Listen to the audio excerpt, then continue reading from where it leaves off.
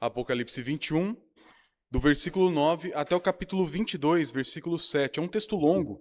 Eu farei a leitura conforme for avançando aqui na mensagem, não leremos ele todo agora no começo, mas é o texto da mensagem esta noite no qual vamos falar sobre a Nova Jerusalém. A última visão de João em Apocalipse. Nós teremos ainda uma conclusão do livro na próxima mensagem, mas essa é a última grande visão do livro, talvez a mais bonita e fascinante de todas elas. Apocalipse 21, do 9 até o 22, versículo 7 será o nosso texto, mas antes vamos orar ao nosso Deus. Senhor, nós te agradecemos porque nessa jornada, através do livro de Apocalipse, o Senhor tem nos conduzido até aqui para, de alguma forma, na nossa limitação, também, graças à tua santa palavra, temos, nem que seja o mínimo, do relance da beleza das coisas que João viu. E nós pedimos, Pai, que aquela visão que ele teve, agora registrada em palavras, possa incendiar o nosso coração de amor, uma santa ansiedade, uma esperança que nos conduz a viver aqui agora, com esperança no futuro, com um olhar transformado para a eternidade, aquilo que reserva a cada um de nós. Pedimos isso em nome de Jesus. Amém. Irmãos, Apocalipse 21, dos 9 até o comecinho do capítulo 22, é um texto longo. E é um texto difícil. Eu estava falando para a Maísa que esse é o último texto que me dá um pouco mais de medo em Apocalipse, porque tem muita coisa aqui. Muita coisa aqui. Os irmãos já leram Apocalipse, sabem que a descrição da Nova Jerusalém que temos aqui nessa passagem é muito pormenorizada. Temos medida de muro, medida de lateral, tipo de pedra, tipo de fundamento, coluna, é pedra disso, pedra daquilo, é tanta coisa que é fácil se perder no meio de tanta informação. Só que, na verdade, meus irmãos, isso aqui era para ser simples. Eu pretendo tornar simples para os irmãos, porque o que nós temos aqui não é uma planta de uma cidade. Nós não temos aqui um tratado de topografia, nós não temos aqui algo de engenharia. O que nós temos aqui, na verdade, é um povo. E essa talvez seja a primeira coisa que muitos se ficam surpresos ao ler esse texto. A gente sempre ouve falar, a Nova Jerusalém, a Nova Jerusalém. Ah, é uma cidade. Sim, mas possivelmente não é aquela que você está pensando. Vamos ao nosso texto aqui. Apocalipse 21, do versículo 9 ao 14, para começar, vai nos mostrar um pouco da aparência dessa Nova Jerusalém, especialmente falando da sua identidade. Olha o que o texto diz. Então veio um dos 7 anjos, que tinha as 7 taças cheias dos últimos 7 flagelos, e falou comigo, dizendo: Venha, vou mostrar-lhe a noiva, a esposa do Cordeiro. Só até aqui por enquanto. O que o anjo vai mostrar? A noiva, a esposa. E aí nós vemos logo na sequência o quê? E ele me levou no espírito para uma grande e elevada montanha e me mostrou a cidade santa, Jerusalém, que descia do céu da parte de Deus. Espera, é uma noiva ou uma cidade? E a resposta é sim. É uma noiva e é uma cidade. É uma cidade no sentido da figura que é apresentada aqui para nós. Mas quem essa cidade representa é a noiva de Cristo. E quem é a noiva de Cristo? A igreja, o seu povo. Então aqui nós encontramos uma mescla de duas figuras, tanto de uma noiva como de uma cidade. A noiva já apareceu em Apocalipse antes. Nós vimos lá no capítulo 19 que a noiva apareceu, adornada, bela, esperando o dia do casamento. E agora, depois do juízo final, o casamento de fato acontece. É importante lembrar, no contexto judaico, irmãos, o casamento ele tinha dois tempos, né? Primeiro você fazia o contrato de casamento, que era o nosso noivado naquela época. A partir daquele momento você já está casado tecnicamente, mas ainda não está com o casamento consumado, morando junto, vivendo a vida de casal. Mas era um pacto de casamento, igual José tinha com Maria antes do nascimento de Cristo. Naquele momento havia um pacto de que nós vamos nos casar. E aí o casamento acontece depois, quando o noivo prepara a casa, prepara todo o seu lar para acolher a sua família, então ele busca a noiva e os dois moram juntos em um novo lar. É nessa ideia que estamos trabalhando aqui. A noiva foi separada, o contrato, a aliança foi colocada na mão aqui de noivado no dia em que nós somos salvos na cruz. Porém, o grande casamento vai chegar, que é no fim. Nesse fim, Deus plenamente morará conosco e nós plenamente moraremos com Deus. Sem briga, sem discussão, sem DR, sem cada um para o seu lado, nem sem bico, sem nada. Estaremos plenamente unidos com aquele que nunca deveríamos ter nos separado desde o princípio da Escritura. E então o texto nos mostra uma noiva, que é uma cidade. É um povo que vai ser representado em questão de muralhas, praças e coisas do tipo, mas é importante que você entenda, estamos falando de um povo, ainda que a figura seja uma cidade. Tem um filme que eu gostei, apesar de toda a sequência de filmes ter sido meio ruim, mas no filme Thor Ragnarok, perdão aquela ilustração, acho que ajuda a entender, eu acho que é o único filme bom do Thor que teve no universo Marvel. Mas no filme lá tem um grande problema. O reino de Asgard, que é o reino do Thor, o mundo dele ali, tava com meio que o apocalipse deles, o fim do mundo deles meio que agendado, vai acontecer. E o filme inteiro é tentando protelar e resolver isso de alguma forma. No final, descobrem que não tem jeito, o mundo tem que acabar mesmo, solta um gigante lá de fogo, destrói e acaba com tudo. E todo mundo vai embora numa nave, no meio assim do nada. E aí falam, e aí, gente? Asgard se foi. E aí a única frase talvez boa que salve do filme é Asgard somos nós. E essa é meio que a ideia do que é a igreja. Nós temos estruturas, o prédio é importante, não é um lugar qualquer. Nós temos meios, organizações, liturgias, cidades, regras, temos muitas coisas. Mas, em última instância, a igreja somos nós. Nós somos esse povo. Ainda que Apocalipse descreva em forma de uma cidade, mais do que falar sobre o chão que você vai pisar, a muralha que você vai olhar, a praça que você vai descansar, está falando de nós, no estado eterno com o nosso Deus, que é algo real, que é algo físico e material, mas mais do que isso, é quem nós seremos em relação com o nosso Deus para sempre. Se você entender isso, você entende o resto do texto. E aí o que acontece? Depois de dizer que nós, essa noiva, nesse estado eterno, depois do juízo final, seremos essa cidade, o texto vai falar como nós seremos naquele momento. O texto vai dizer assim, final do versículo 11. O seu brilho era semelhante a uma pedra preciosíssima, como a pedra de jaspe cristalina. Tinha uma muralha grande e alta, com 12 portões, e junto aos portões 12 anjos. Sobre os portões estavam escritos nomes, a saber, os nomes das 12 tribos dos filhos de Israel. 3 portões se achavam ao leste, 3 ao norte, 3 ao sul e 3 ao oeste. A muralha da cidade tinha 12 fundamentos, e sobre estes estavam os 12 nomes dos 12 apóstolos do Cordeiro. Aqui, como já disse, não estamos falando literalmente de uma cidade real. Estamos falando de uma realidade que nós viveremos com Deus. E o ponto aqui é o descrever ela ser quadrada, perfeitamente quadrada, você vai voltar depois mais para frente, e que as colunas são os patriarcas, as tribos, e que o fundamento são os apóstolos, é justamente a forma de mostrar que essa cidade é o povo de Deus. É a totalidade do povo do Antigo Testamento, representado nas 12 tribos de Israel, e a totalidade do povo do Novo Testamento, representado nos 12 apóstolos. Por isso são 12 tanto lá como aqui, porque é o número que Deus escolheu para representar o seu povo. Então, nesse mundo que nós esperamos chegar depois do fim, que aí não terá mais fim, depois do fim tem um mundo sem fim, nesse mundo sem fim que nós esperamos e cremos e vivemos aguardando por ele, todos os filhos de Deus estarão perfeitamente unidos. Lá não haverá mais separação de pessoas, não haverá racismo, não haverá xenofobia, não haverá nada que nos separe, não haverá desigualdade social. Lá não haverá, eu sou crente há tanto tempo, e você que acabou de chegar, esses papos de igreja meio tóxicos às vezes, não vai ter isso. Lá todos serão um. Eu sou judeu. Ok, mas você é parte do povo de Deus. Eu sou gentil, eu sou parte do povo de Deus. Eu sou corintiano, você é parte do povo de Deus também. Sou palmeirense, tudo bem. No reino de Deus, todos se tornam um. Tanto os do Antigo Testamento, do Novo Testamento, as nossas diferenças, que são grandes tolices nessa época, não nos separarão mais naquele dia, porque naquele dia todos nós faremos parte de uma única edificação. Sem fundamento, a coluna fica de pé? Não. Com fundamento sem coluna, para que serve o fundamento? Para nada. Mas juntos, aqui e agora, nós mostramos para o mundo o céu que apenas os filhos de Deus um dia conhecerão. Esse texto, aqui eu também já quero começar a colocar esse conceito para os irmãos, ele não está apenas falando de algo que nós sonhamos e esperamos um dia. Fala disso. Mas é um sonho que aqui e agora nós somos chamados a viver como realidade. Se eu sei que no fim dos tempos, depois do fim, na eternidade com meu Deus, não haverá mais separações de pessoas por qualquer motivo, raça, cor, etnia, onde nasceu, quanto tem, quanto não tem, essas bobeiras que nós temos e que o pecado coloca no nosso meio hoje, não terão lá, por que teria isso aqui?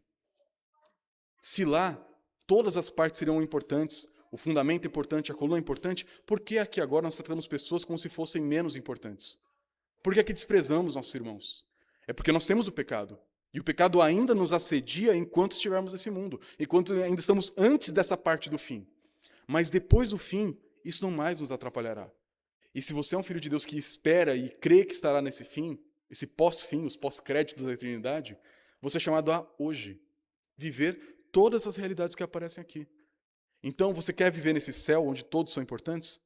Trate seu irmãozinho, os pequenininhos, os que não são tanta coisa assim, como importantes. O seu irmãozinho recém-convertido, aquele lá que você tem até dúvida se é crente ou não é, se ele é parte da igreja, se ele é parte do povo de Deus, trate-o como fundamento, trate-o como coluna, trate ele como alguém essencial para que você seja quem você é. A coluna é uma coletividade de colunas, 12 colunas. O fundamento é uma coletividade de 12 fundamentos que formam uma unidade. Você nunca vai ser nada sozinho, muito menos se você for um cristão. Então a igreja não deve ser um lugar de divisão, de preconceito, discriminação de pessoas, mas um lugar onde pessoas coladas pela graça de Deus, pelo amor a Cristo, se tratam cada dia mais dignamente. Cada um reconhecendo a sua parte, sua cooperação nesse grande céu. Que aqui já mostramos, e um dia experimentaremos perfeitamente. E um detalhe que passa aqui no texto, no final do versículo 11, é que o brilho da cidade será semelhante a uma pedra preciosíssima, como pedra de jaspe cristalina. E aqui aquela pergunta de teste para ver quem leu com atenção Apocalipse. Onde que a palavra jaspe, a pedra de jaspe, aparece antes no livro? Tem só um lugar.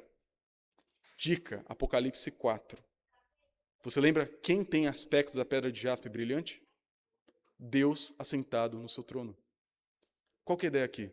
Lá, no pós-créditos da eternidade, nós brilharemos a beleza de Deus. Aqui agora, talvez você brilhe um pouco da sua própria feiura. Eu não estou falando de estética, de aparência, estou falando do nosso pecado, nossa sujeira, nossos preconceitos e bobeiras que nós temos. Aqui agora nós brilhamos muitas coisas. Nós somos com aquele vitral um pouco sujo, com pequenos vidros quebrados, alguns tampados com durex, outro ali com um pedaço de papelão. Nós somos esse vitral quebrado aqui agora. Mas chegará um momento, como igreja, como indivíduos, que brilharemos unicamente uma cor. A cor de jaspe, que é difícil a gente determinar o certo que pedra é essa, mas parece que é algo transparente, levemente alaranjado. Não sei se muda muita coisa na sua cabeça saber a cor, mas o ponto é, nós teremos o brilho de Deus, o brilho celeste, que aqui agora já brilha em nós através da graça de Deus, naquele dia final, só isso vai brilhar. Hoje em dia, dependendo do momento da sua vida, talvez brilhem cores que você não gostaria de mostrar muito, não. Talvez tenha um momento ali da sua vida, esse vitral, que é a nossa igreja, talvez, que você falta um vidrinho ali, porque nós expulsamos e destruímos esse vidro, e o sol entra por ele queimando pessoas. Talvez aqui agora, a sua vida no particular, mostre cores sujas, cores feias, imagens deformadas, um vitral que não parece formar desenho nenhum. Mas se você crê em Cristo e dia a dia caminha na graça, um dia só a pedra de jaspe vai brilhar. Só o brilho de Deus sairá de nós e de você também. Então, antes de continuar com mais descrições da cidade, perceba, a igreja aqui agora é chamada a viver à luz dessa eternidade, como lugar onde as pessoas são importantes, se respeitam, se amam, cada um ajuda um ao outro. E aqui agora nós buscamos brilhar mais do que o nosso ego, preferências, achismos, gostos pessoais, à luz de Deus. A gente tem uma pequena amostra disso em vários momentos da vida da igreja, mas um que eu gosto muito é a reunião do conselho. E não é porque eu sou presbítero e faço parte da reunião. Mas ali nós temos um grupo de, atualmente, somos 5, eu e mais 4 presbíteros, que temos diferenças, temos opiniões diferentes. Mas na igreja, nas reuniões do conselho, buscamos o quê? Encontrar uma unidade, que mesmo que talvez um ou outro não goste, mesmo que eu não goste, como pastor também eu recebo alguns nãos, isso é bom, é maravilhoso ouvir não. Porque o nosso objetivo não é brilhar preferências pessoais, mas é brilhar essa pedra de jaspe aqui agora. É fazer o que é certo para a glória de Deus aqui e agora. Nós podemos errar. Certamente vamos errar. Mas a igreja, nas suas várias faces, junta diaconal, conselho, grupo de louvor, coral, mídias, cada aglomerado de cristãos tem a oportunidade de brilhar a luz de Cristo. Por vezes queremos brilhar a nossa própria luz. E a gente faz o que com ela? E brilha a outra. Então esse texto nos inspira a viver a luz da eternidade com o brilho de Deus, mostrar Ele através de nós e a cooperação de todas as partes. Mas temos mais um bloco aqui do texto. O versículo 15 até o 21 vai nos dizer um pouco mais agora das medidas da cidade. Não se perca com os números nem com as pedras. É muito mais simples do que parece. Aquele que falava comigo, ou seja, o anjo que tinha trazido juízo contra Jerusalém naquele contexto, tinha por medida uma vara de ouro para medir a cidade, os seus portões e a sua muralha. A cidade tinha a forma de um quadrado, de comprimento e larguras iguais, e mediu a cidade com a vara, e tinha 12.000 estádios. O seu comprimento, largura e altura são iguais. Mediu também uma sua muralha, e tinha 144 côvados, pela medida humana que o anjo usava. A muralha é feita de jaspe, essa a gente já conhece, E a cidade é de ouro puro, semelhante a vidro límpido. Ouro transparente? Os alicerces da muralha da cidade são enfeitados de todo tipo de pedras preciosas. O primeiro é jaspe, o segundo safira, o terceiro calcedônia, o quarto esmeralda, o quinto sardônio, o sexto sárdio, o sétimo crisólito, o oitavo de berilo, o nono de topázio, o décimo de crisópraso, o 11º jacinto. São 12 O 12º, ametista. Os 12 portões são 12 pérolas. Cada um desses portões é feito com uma só pérola. A praça da cidade é de ouro puro como vidro transparente. Vidro transparente, estante de pedra que a gente nem conhece, e tem todo um debate que pedra corresponde a essa palavra grega tão antiga. 12.000 côvados. O que é isso? De forma simples, essas medidas mostram pra gente o quê? Um grande cubo. Pastor, o céu é um cubo? Não. Tá? É uma ideia que está sendo traduzida para nós. É como se você quisesse escrever em detalhes, linguagem, um sonho. É difícil traduzir isso. Então o que João faz é traduzir o conceito. Qual que é a ideia de um cubo? Outra pergunta. Você lembra onde tem cubo na Bíblia antes? Que a arquitetura do plano da história de Deus tinha formato de um cubo? O Santo dos Santos. O tabernáculo era retangular, como esse espaço.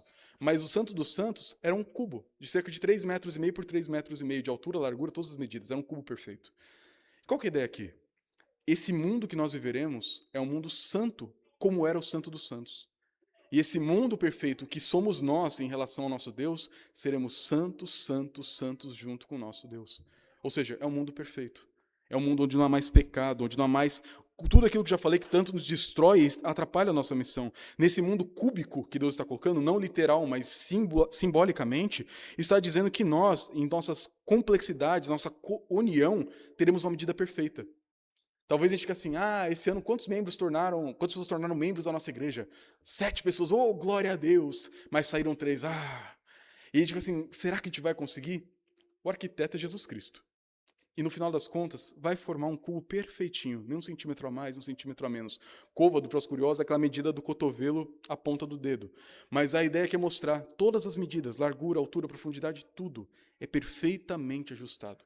Nem mais, nem menos. E todos nós unidos, coladinhos uns nos outros, formaremos um lugar santo como era o Santo dos Santos. Um lugar onde o próprio Deus habitava, onde o sacerdote não podia entrar quando queria, apenas uma única vez ao ano. Nesse lugar onde o sacerdote, o sumo sacerdote, podia entrar uma vez ao ano, nós seremos esse lugar para sempre. Não um lugar literal, mas a comunidade, a família, o povo, a noiva de Deus. E além disso, vai falar que essa cidade tem muralhas. Por quê? Se não tem inimigo mais. Bem, o texto não descreve, mas talvez é para a ideia de fechar o cubo, né, a altura. Por quê? Essa mesma cidade tem muralhas, tem portas. A gente vai ver para frente que as portas não se fecham, nem de dia nem de noite. Uma cidade com muralha com porta aberta é porque não tem inimigo. A muralha é apenas para a gente entender a ideia da dimensão dela. E essa cidade, na sua praça e nas seus alicerces, já é para pensar onde está o alicerce dessa igreja? Você vê ele. Alguém que viu o alicerce dessa igreja quando ela foi construída? A gente não vê o alicerce, mas o alicerce aqui é decorado com 12 pedras preciosas. O ponto aqui não é falar de literalidade, né? Vamos cavar para ver se a gente acha no céu um pouco de ouro e pedras, né? Tem gente que ouvia que as ruas do céu são de ouro e já pensava em pegar uma faquinha para ir raspando, né? Para guardar um pouquinho para si. Não, a ideia não é essa. É mostrar que esse lugar que viveremos, as coisas mais preciosas dessa terra, são fundamento. A verdadeira beleza e riqueza são as pessoas. O ouro lá é o quê? É chão de praça. Você repara no chão da praça que você anda? Só que não tem buraco, aqui em São Paulo tem bastante, né? Mas o chão, mas a gente não fica reparando, nossa, que chão bonito, que chão, né? Vou levar um pedaço para casa. Não, chão é chão. O que importa é o que nós fazemos ali. No céu, as pedras preciosas, o ouro, o jaspe, beril, todas essas coisas, são o quê? É decoração de fundamento. Por quê? Nesse lugar, a verdadeira beleza é a santidade. Você reparou quantas pedras temos aqui? O texto faz questão de colocar no fim, né? No final do versículo 20. O 12º, a ametista. Depois, 12 pérolas. Cada pérola vem uma porta. Olha o tamanho dessa pérola. Óbvio que não é literal. Imagina a concha, né, que faria essa pérola. O ponto é que é mostrar, nessa cidade, você tem, igual no peitoral do sumo sacerdote, que tinha 12 pedras representando as 12 tribos de Israel, essa cidade é adornada com santidade. Tanto nas suas dimensões, o cubo perfeito do Santo dos Santos, como nas pedras que ficavam no peito do sumo sacerdote. Essa cidade é edificada em santidade. Ela tem medidas de santidade. Ela tem nas suas portas toda a beleza. É um lugar onde a verdadeira beleza não é o ouro, porque ele é o chão da praça. A verdadeira beleza desse lugar são as pessoas que foram feitas santas pelo amor de Jesus Cristo. E elas juntas, coligadas, formando esse novo lugar, elas brilham a beleza de Deus. Por isso que entrar no debate ouro transparente, ouro com vidro polido, o ponto não é esse. O ponto é perceber que a verdadeira beleza é a santidade daqueles que Cristo amou no seu pior momento, transformou dia a dia pela graça, e no final da história, depois que tudo terminar, vai viver para sempre limpo, sem pecado. Você consegue imaginar o que é viver numa família, numa comunidade, um grupo de pessoas onde não há pecado? Onde não há interesses nas entrelinhas? Onde não há falsidade, mentira, hipocrisia, onde não há nada disso? Nós lutamos para ter um pingo disso na igreja, e ainda assim nós falhamos. Lá na eternidade, nós não teremos mais nada disso. A nossa beleza, aquilo que é visível, é a perfeita santidade de Deus. E santidade não é simplesmente uma ideia de perfeição, mas uma ideia de perfeita consagração, dedicação a Deus. Nós vamos conversar uns com os outros sem medo do que o outro está percebendo em nós. Nós conversaremos com Deus sem medo de sermos fulminados pela sua ira. Um dos textos que nós lemos na liturgia, o Isaías 54, fala assim: o que eu prometo para vocês agora com relação ao fim é igual às águas de Noé. O que Deus falou para Noé? Eu não vou mais derramar águas igual esse dilúvio sobre vocês. Não vou fazer isso. Da mesma forma ele diz, da mesma forma eu não vou ficar irado com vocês de novo, como fiquei agora. Agora como? O exílio, a destruição de tudo. Eu não vou mais tratar vocês assim. Nessa nova realidade que eu estou chamando vocês para participar, vocês não serão mais alvos da minha ira, e sim do meu amor. Você hoje, como cristão, não tem que ter medo de Deus, no sentido de ele vai me destruir, ele vai me mandar para o inferno. Não porque você é bom ou merece, mas é porque Jesus tomou o seu lugar. Ele fez a oferta perfeita no seu lugar, entregou tudo aquilo que Deus merecia, que você nunca poderia entregar. A perfeição que você não consegue ser e ter, ele entregou por você. Para que você agora, confiado em Jesus, aquele que vai na sua frente, possa chegar diante do Pai sem medo. Não como aquele filho traumatizado com um pai horrível, que tem até medo de chegar perto. O pai chega em casa e tem vontade de se esconder e fingir que está dormindo. Mas um pai que quando chega, o filho sai correndo e abraça. Papai, você chegou. Ó, ouvi dizer que tirou uma nota baixa na escola. Ah, pai, me perdoa. Tudo bem. Vamos estudar junto? É um pai que se precisar de disciplina, mas não porque odeia. É um pai que se precisar ferir, ele fere, mas não porque odeia. Mas é porque ele ama tanto o filho que ele quer transformá-lo naquilo que ele deve ser. Esse é o nosso Deus. É um Deus que não nos odeia. Você não precisa ter medo de Deus te odiar. Se você está em Cristo Jesus, Deus só tem amor para te dar. Parece bom demais para ser verdade. A gente vai voltar nisso lá no final, mas tudo isso aqui que parece um sonho é verdade. E nós abraçamos isso pela fé. Depois, no versículo 22 até o versículo 27, temos a questão do santuário, porque o povo de Deus, desde o começo, sempre teve santuários, lugares para se reunir e adorar a Deus. Tinha tabernáculo, tinha templo, tinha as igrejas locais, temos hoje, né, um espaço para nos reunir. Mas e lá no céu? Como será no pós-fim? Versículo 22, João dando um relato em primeira mão aqui. Não vi santuário na cidade, porque o seu santuário é o Senhor, o Deus Todo-Poderoso e o Cordeiro. A cidade não precisa do sol nem da lua para lhe dar claridade, pois a glória de Deus a ilumina, e o Cordeiro é a sua lâmpada. As nações andarão mediante a sua luz, e os reis da terra lhe trazem a sua glória.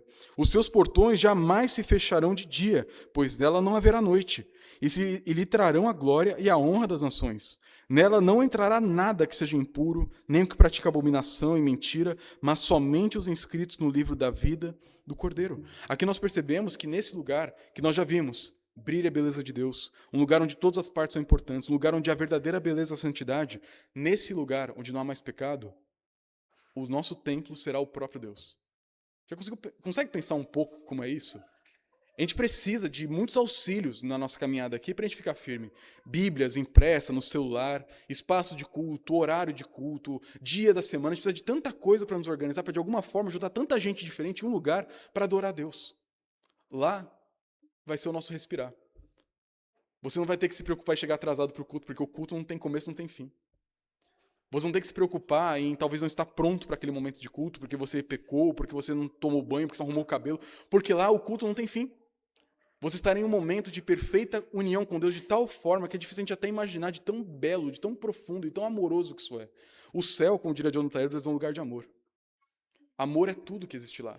Não existe medo, ansiedade, inveja, cobiça, não existe nada, só amor. E esse amor, como mesmo João nos ensina, vem de Deus. Nós o amamos porque ele nos amou primeiro.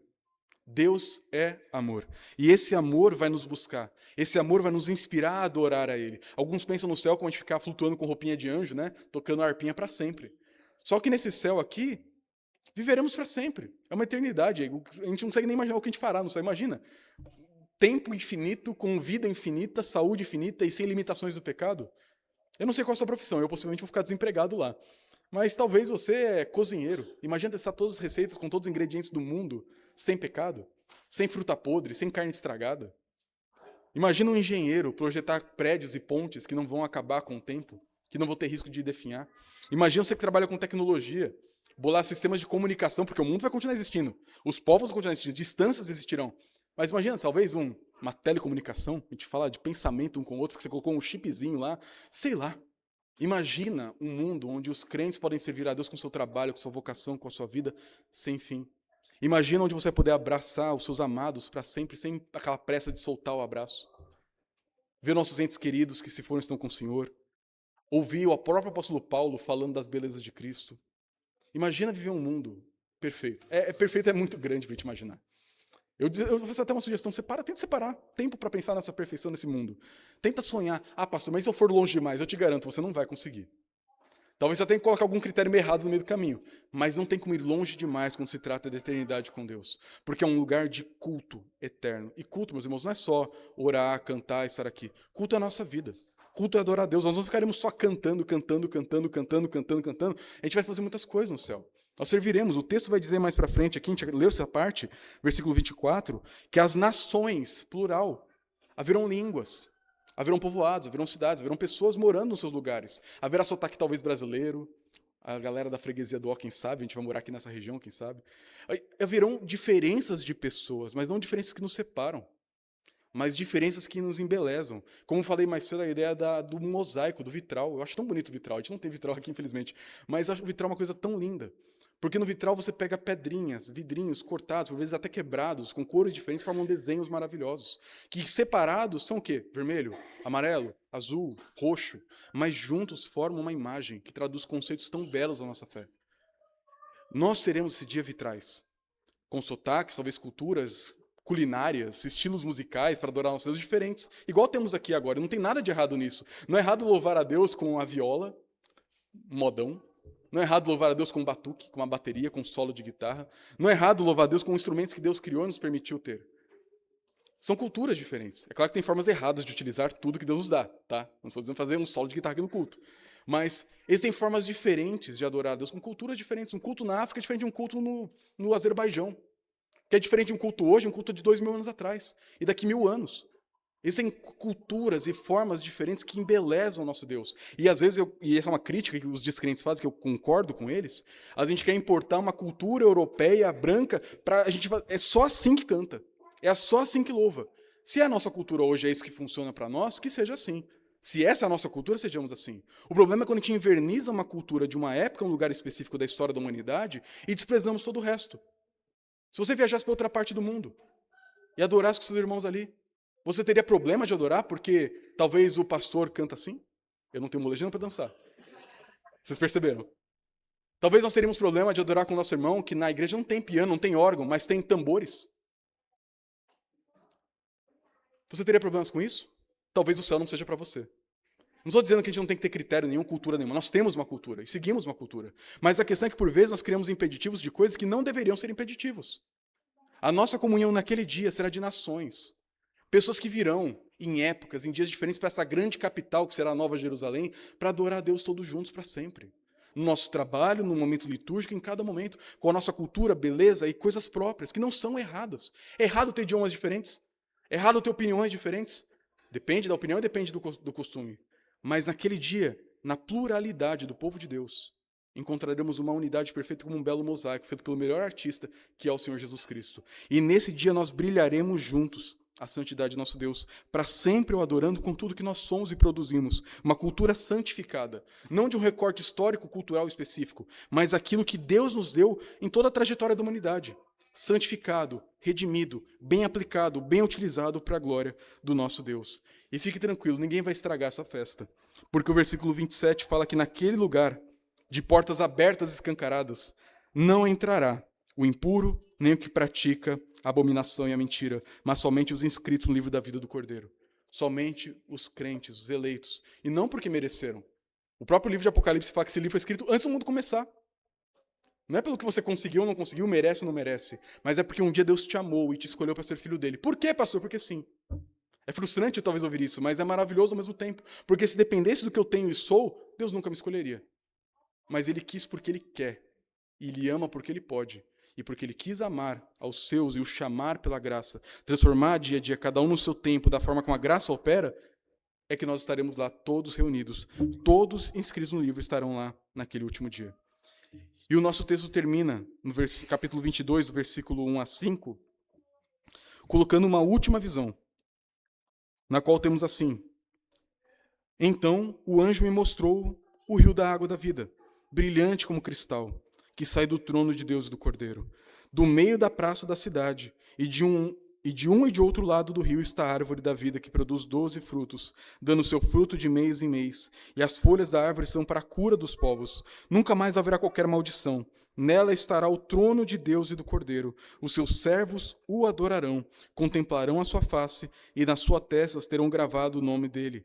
Então já não haverá noite, e não precisarão de luz de lamparina, nem de luz de sol, porque o Senhor Deus brilhará sobre eles e reinarão para todo sempre. A última visão aqui agora é o centro de tudo isso, o trono de Deus. E é um trono muito diferente dos reis do nosso mundo, onde nós temos uma sala fechada, com arame farpado, com segurança e guardas para todo lado. É um trono no meio de uma praça. É um trono colocado numa árvore, com o rio pertinho. É o rei mais diferente que a gente pode imaginar. É um rei que não precisa de segurança, porque não tem inimigos. É um rei que se assenta junto da sua árvore da vida. Que aqui, é claro, simbolicamente dá 12 frutos. Pode ser literal, pode ser simbólico, é futuro. A gente não tem como especificar. Mas o ponto é que os 12 frutos é o quê? Totalidade. Ela vai prover a vida para todo o povo de Deus. A cura das suas folhas será para todo o povo de Deus. Pastor, vai ter cura, então vai ter doença? Não sei. Não sei como vai funcionar. Alguns fazem afirmações muito certeiras do futuro que eu acho perigoso afirmar aqui. Mas o ponto é, existem coisas que não são pecado. Por exemplo, você ralar o seu joelho é pecado? Quebrar um braço é pecado? Não. É a questão da nossa fisicalidade. O seu dedo dobra até certo ponto, alguns dobram até mais. Se você forçar uma estrutura física, ela vai quebrar. Isso é pecado? Não, pode ser um acidente. Talvez a cura da árvore seja justamente para esses problemas físicos que possamos ter. Quebrar um osso não é questão de pecado.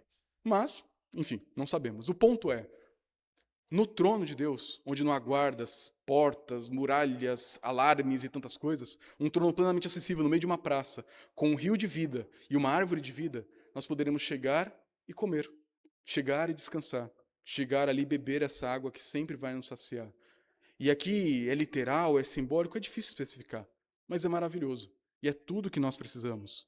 Então esse texto de Apocalipse aqui nos mostra que essa visão de quem nós seremos em relação com Deus é uma visão na qual as nossas diferenças não nos enfearão, mas nos embelezarão. O pecado não mais existirá, a nossa beleza será a santidade. Nesse lugar, o povo de Deus será perfeitamente unido, ainda que tenha suas diferenças. E nesse lugar perfeito, o nosso rei será plenamente acessível, e ele brilhará sobre nós. É muito bonito o versículo 4, porque ele diz assim, contemplarão a sua face. A gente lê e já segue, né? Contemplar a face de Deus? Quem que pode contemplar a face de Deus?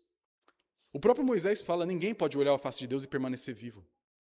Quem que viu a face de Deus? A gente tem um hino no Inário, o hino 13, né? Nem Adão chegou a vê-lo antes de pecar. Bem, eu não sei se ele não viu nada antes, mas o ponto é, nenhum pecador tinha o direito de ver a face de Deus. Ninguém merece, porque é uma face fulminante. Lembra quando Moisés viu de relance algo das costas de Deus, lá no Monte Sinai? O rosto dele brilhou por dias, de tamanha glória, que bateu e refletiu de volta. Naquele dia final, Jesus fala, os puros de coração verão a Deus. Naquele dia, os puros de coração, de fato, verão a Deus. Todos os filhos de Deus são puros de coração, porque foram purificados em seu coração. E nós, um dia, veremos a Deus. Não vai ser tipo assim, então esse é o rosto de Jesus? Aquela reconstrução que eu vi lá, não é esse o ponto. Não é curiosidade de tamanho de nariz, cor de barba, cor de olho. Jesus era loiro, moreno, negro. Não, o ponto não é esse. O ponto é que olhar para a face de Deus é tudo que nós precisamos. A gente tem uma pobreza muito grande nesse sentido do meio protestante, que a igreja medieval, por muito tempo, defendeu que é a ideia da visão beatífica. O que é isso? É a visão da glória de Deus. A gente perde isso, a gente costuma pensar num rosto só, né? Sobrancelha, olho e tal. Mas a visão beatífica é a visão do rosto de Deus de tal forma que isso nos transforma. Assim como mexeu e transformou Moisés, que viu como, por meio de uma fresta, um relance de Deus, e ficou com o rosto brilhando, imagina você poder chegar diante de Deus sem pecado, olhar para o rosto do seu pai e falar assim, papai, e ser abraçado. Jesus, meu Senhor, E você vê o rosto dele, não como ele ficou desfigurado por conta do sofrimento aqui na terra, mas o rosto glorioso dele na eternidade. Não vai ser só olhar, não vai ser só decodificar a informação e aprender. Ah, eu memorizei, o rosto de Jesus é esse, não vou confundir mais não com o outro lá. Não é isso, mas é um rosto que transforma o nosso rosto, que transforma o nosso ser. Eu vou olhar para Deus e nada mais importará. As minhas dúvidas podem até existir, mas elas se tornaram tão insignificantes. Aqueles porquês que a gente carrega durante nossa existência. Deus, por que meu pai morreu assim? Deus, por que eu passei por isso? Talvez Deus não responda. Talvez ele não responda, como não respondeu para Jó. Mas quando o virmos, igual Jó viu no final do seu livro, o que ele disse? Antes eu te conheci de ouvir, mas agora meus olhos te veem. O que ele viu? Um redemoinho, uma presença furiosa. Nós veremos o rosto perfeito, sem véu, sem nada de Deus. E nesse dia, assim como Jó que não precisou de respostas às perguntas, nós não precisaremos também. Não que elas não são boas perguntas, algumas são sinceras, mas no fim, tudo que importa é esse olhar. Tudo que importa é esse rosto. E quando nós olharmos para Deus face a face, tudo vai ficar no seu lugar. Teremos o coração pacificado igual Jó teve. As dúvidas talvez fiquem lá com uma curiosidade intelectual, mas não mais como algo que nos cria tensão com relação a Deus. Porque o olhar dele, amoroso, perfeito, justo, um olhar de fogo que parece que nunca é o mesmo, porque o fogo está sempre... Esse olhar único vai nos transformar por completo. E na nossa testa, o que vai ficar marcado? O nome dele. Literalmente, já entendeu essa altura do campeonato. Quem que tinha o nome de Deus na testa no Antigo Testamento? O sumo sacerdote, ele tinha uma tiara de ouro, uma coroinha que ficava aqui escrito Santidade ao Senhor. Naquele dia você vai olhar para Deus face a face. A santidade dele vai brilhar em você de tal forma que o nome dele vai ficar meio que tatuado na sua testa, em luzes de glória. Não literalmente, mas você vai refletir a perfeita santidade de Deus. Aquilo que separa o homem de Deus, que é o pecado, não mais existirá. Não sei se você percebeu, mas esse comecinho do capítulo 22 é Gênesis 1, 2 e 3 ao contrário. A árvore da vida, onde ela apareceu antes? Gênesis 1 e 2. Adão e Eva podiam comer dela, mas escolheram a árvore do conhecimento do bem e do mal, a árvore da autonomia. Agora eu falo o que é bom e mal para mim. Naquele lugar não tem mais outra árvore. Não vai ter como começar de novo, um loop infinito de história. Naquele lugar só vai ter uma árvore. A árvore que a gente nunca deveria ter deixado de comer. Lá nós voltaremos para um lugar ainda melhor que o Éden. Porque não haverá mais teste. Não haverá mais nada que tenha o menor risco de separar Deus. A serpente já foi lançada no lago de fogo muito tempo atrás. Lá apenas a perfeição. E no capítulo 3 de Gênesis, quando o homem e a mulher são afastados da glória de Deus por conta do seu pecado, o que encontramos aqui? O final desse grande exílio do pecado da humanidade. Não haverá mais pecado.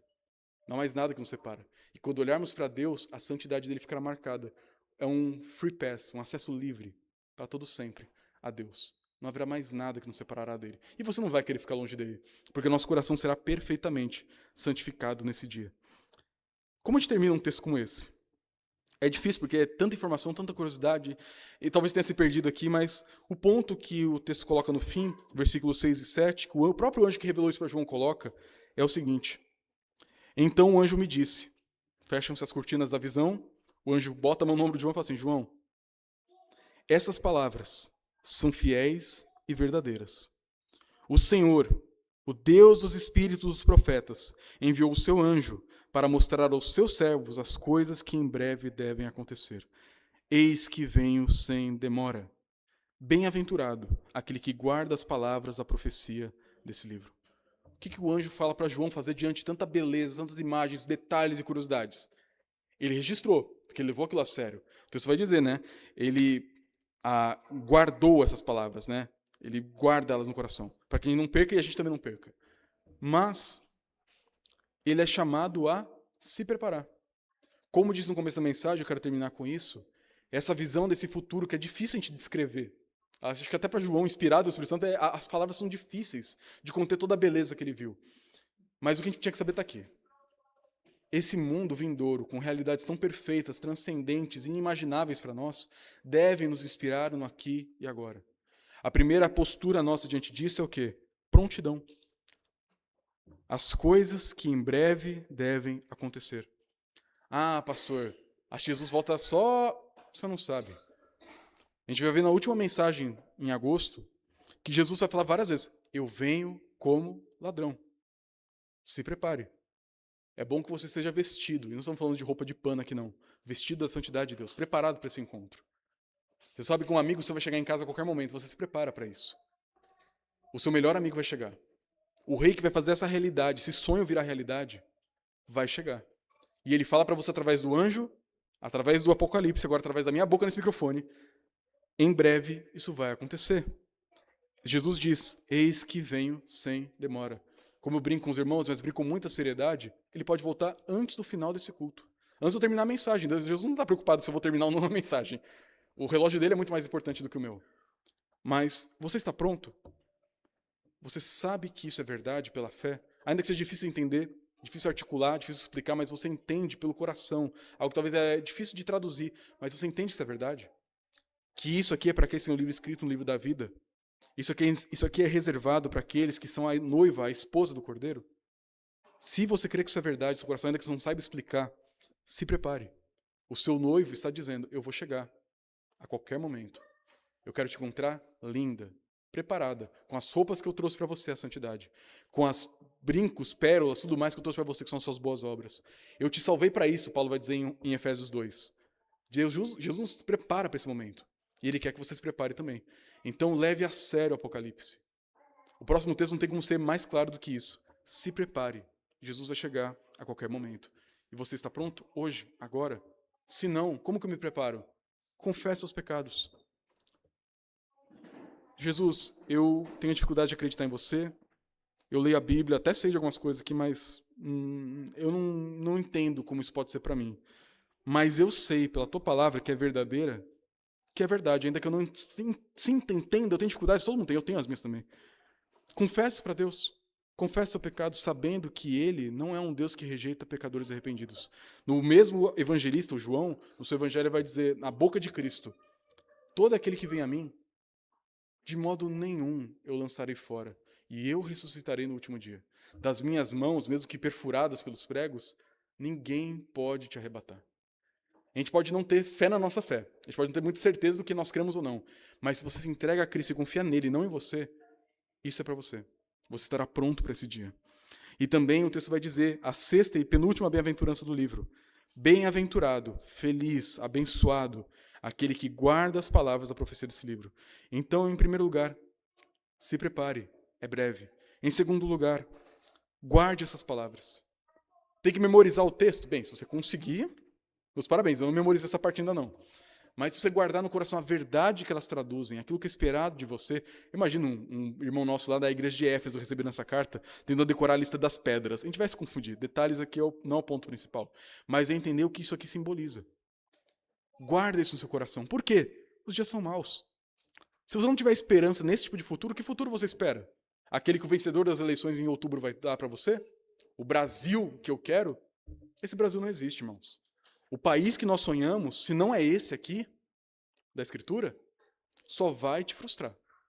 E aqueles que prometem esse mundo dos seus sonhos, só vão te matar, roubar e destruir. Não existe político perfeito, não existe partido perfeito, não existe nada perfeito. No final do ano, como eu já disse, você vai votar em quem você achar melhor e você é livre para escolher quem você quiser. Seja responsável e prudente na sua escolha. Mas, se você colocar esperança no resultado da urna, esperança no que os grandes e poderosos podem fazer, você vai quebrar a sua cara e vai desonrar o seu verdadeiro rei. O país que nós sonhamos e buscamos é esse. Um país que não é geograficamente localizado. É o país que nós seremos com o nosso Deus. É a realidade que nós aguardamos que só Jesus pode fazer. A utopia do comunismo, do capitalismo, da direita e da esquerda só frustram, matam e extorquem pessoas. A única utopia que não é utopia de fato, é realidade, é esta. E se não é isso que você busca e tenta viver no aqui e agora, você só vai se machucar e machucar os outros, e não vai honrar o seu Senhor. Por isso, guarde a verdade escrita no seu coração, para que essas outras propagandas, propostas, ideias e mundos perfeitos não roubem o seu coração. Nós somos assediados todo dia na época que vivemos com a política. Cuidado, o mundo perfeito já existe, e não é nenhum partido brasileiro que vai te dar. É Jesus Cristo. Ele é o Senhor, ele é o César, ele é o Quírios, ele que manda. E só ele pode fazer o sonho virar realidade, porque só ele é Deus e tem poder para isso. E em último lugar, irmão, se você que é membro dessa igreja, eu te peço especialmente isso. Veja nesse texto aquilo que nós deveríamos ser aqui agora. É claro que a gente vai errar, é claro que a gente vai ficar quem, é claro que você vai falhar. Mas Isso é o que nós deveremos e seremos um dia. Se pela graça de Cristo pudermos nos parecer um pouquinho mais com as belezas dessa cidade santa hoje, faça isso. Como, pastor? Amando o seu irmão, não desprezando, não difamando, não separando, não hostilizando, não fofocando, não menosprezando, cuidando, embelezando, santificando, cuidando do bem-estar uns dos outros, para que juntos formemos aquele santo mosaico que mostra a Jesus Cristo. Que nós sejamos o reflexo nesse mundo, desse mundo perfeito hoje. Ainda que com imperfeições, que eles possam ver em nós as cores do céu, a beleza de Cristo refletida através dos filhos de Deus. Vamos orar? Logo depois cantar um cântico que fala sobre as tribos, os povos e as raças, as diferentes pessoas que compõem um único povo, a única noiva do Cordeiro. Senhor Jesus, nós te amamos, não como deveríamos, mas nós te amamos de verdade, na nossa limitação por conta do pecado. E sabemos que o nosso amor para com o Senhor só existe porque um dia o Senhor nos amou primeiro. Um amor que é maior do que o nosso amor imperfeito, um amor que nos leva para perto do Senhor quando nossa falha de amor tenta nos afastar de Ti. Pedimos que o Teu amor nos alcança noite de forma especial. Que essa realidade, que parece muito melhor do que nossa mente consegue imaginar, que ela possa ser recebida em nosso coração pela fé. Que nós possamos caminhar aqui nas ruas de São Paulo e por onde estivermos, com a fé de que o Senhor está preparando um lugar que não tem CEP, um lugar que somos nós. O Senhor está preparando um povo no qual o Senhor habitará para sempre. E estaremos perfeitamente unidos uns com os outros e contigo. Nos ajuda a sonhar com esse lugar, a rejeitar as falsas propostas desse mundo e lutarmos para que aqui e agora mostremos a beleza que um dia teremos plenamente nesse novo céu e nova terra. Nos ajuda hoje, Senhor, a buscar aqueles que estão perdidos, os povos, tribos, línguas e raças que existem por esse mundo que talvez ainda não te conheçam. Sejam eles de perto de nós ou longe de nós, que nós possamos preparar a tua noiva para esse grande encontro e que o Senhor nos encontre preparados, santos, não perfeitos, mas separados para ti, consagrados a ti, para esse grande encontro no último dia. Pedimos isso em nome de Jesus. Amém.